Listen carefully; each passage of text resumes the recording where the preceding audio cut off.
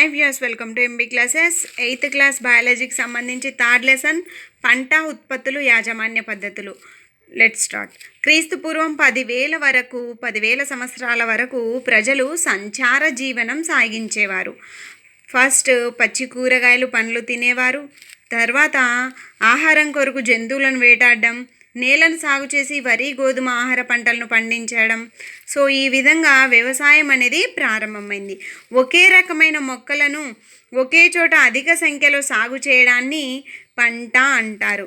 ఖరీఫ్ పంటలు, వర్షాకాలపు పంటలను ఖరీఫ్ పంటలు అని అంటారు. ఖరీఫ్ పంట కాలం జూన్ టు సెప్టెంబర్.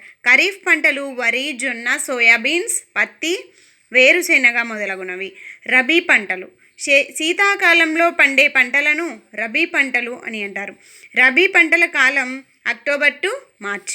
రబీ పంటలు పండించేటువంటివి గోధుమ, పప్పు ధాన్యాలు, బఠానీ, ఆవాలు, అవిసె గింజలు మొదలగునవి.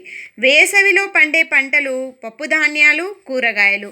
చూడండి, వ్యవసాయ పద్ధతులకు సంబంధించి దశలు ఇవ్వడం జరిగింది.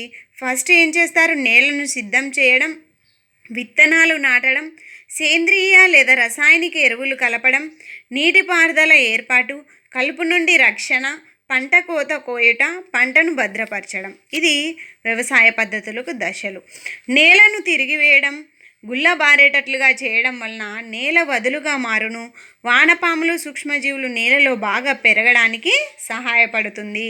వేర్లు లోతుగా లోపలికి చొచ్చుకొని పోయి గాలి పీల్చుకునేలా మొక్కకు సహాయపడుతుంది. అందువలన నేలను గుల్లబారేటట్లు చేస్తాము. నేలను వదులుగా చేసే విధానాన్ని చాళ్ళు తీయడం లేదా దున్నడం అని అంటారు. ఏమంటారు? చాళ్ళు తీయడం లేదా దున్నడం అంటారు.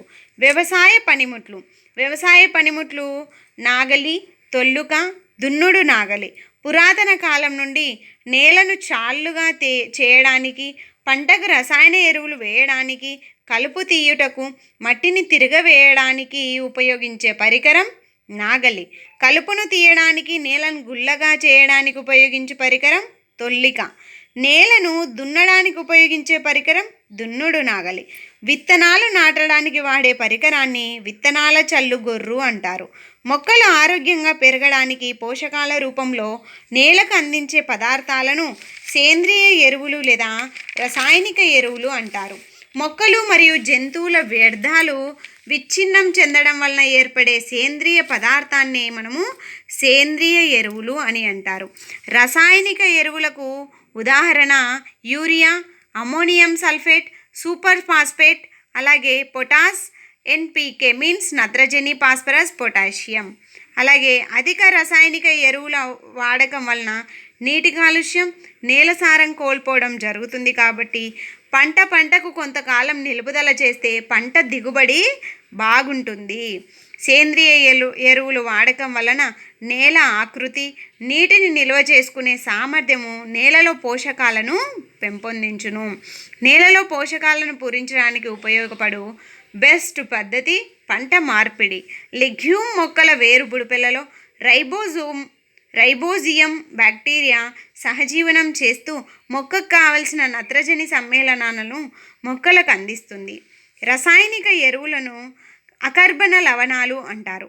సేంద్రియ ఎరువులు నేలకు హ్యూమస్ను అందిస్తాయి. మొక్కలు సుమారు 90% నీటిని కలిగి ఉంటాయి.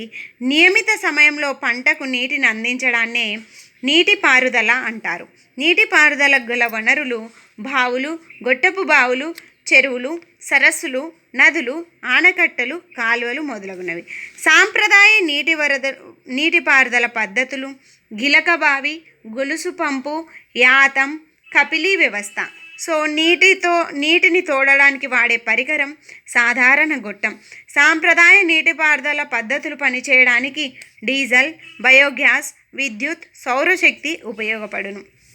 ఆధునిక నీటిపారుదల పద్ధతులు తుంపర పద్ధతి, బిందు సేద్యం అంటే స్ప్రింక్లర్ పద్ధతి, డ్రిప్ సిస్టమ్. పొలంలో పెరిగే అవాంఛితంగా పెరిగే అవసరం లేని మొక్కలను కలుపు మొక్కలు అంటారు. ఈ కలుపు మొక్కలను తొలగించడాన్ని కలుపు తీయుట అని అంటారు. కలుపు మొక్కలు పెరగడానికి నివారణ చర్యలు ఏంటివంటే విత్తనాలు నాటే ముందు చాళ్ళు తీయడం వలన కలుపు మొక్కలను వేర్లతో సహా పెకిలించడం, విత్తనాలు చల్లు గొర్రుతో కూడా కలుపు మొక్కలను తీయవచ్చు. 2,4-D వంటి రసాయనాలు చల్లడం ద్వారా కలుపు మొక్కలను తొలగించడం జరుగుతుంది. కలుపును అరికట్టడానికి వాడే రసాయనాలను కలుపు నాశకాలు అని అంటారు. కలుపును అరికట్టడానికి వాడే రసాయనం 2,4-D. పంట పండిన తర్వాత పంటను కోయడాన్ని పంట కోత కోయట హార్వెస్టింగ్ అంటారు. ధాన్యపు పంట పక్వానికి రావడానికి పట్టుకాలం 3 నుంచి 4 నెలలు. కోత కోసిన పంట చొప్ప నుండి గింజలను వేరు చేయడాన్ని నూర్పిడి అంటారు. నూర్పిడి చేయటకు ఉపయోగపడుతున్నటువంటి పరికరం కంబైన్ యంత్రం. కంబైన్ యంత్రం ద్వారా పంట కోయడానికి కూడా ఉపయోగపడుతుంది. సన్నకారు రైతులు గింజలను పొట్టు నుండి వేరు చేయడాన్ని తూర్పారబెట్టడం అంటారు. పంట కోతతో ముడిపడి ఉన్నటువంటి పండుగలు సంక్రాంతి, వైశాఖి, హోలీ, దీపావళి, నభన్య, బిహు మొదలగునవి. ఎక్కువ మొత్తంలో ఉన్న ధాన్యాన్ని చీడలు, ఎలుకలు, పురుగులు వంటి వాటి నుండి రక్షించడానికి లోహపు గదులు గోదాములలో నిల్వ చేస్తారు.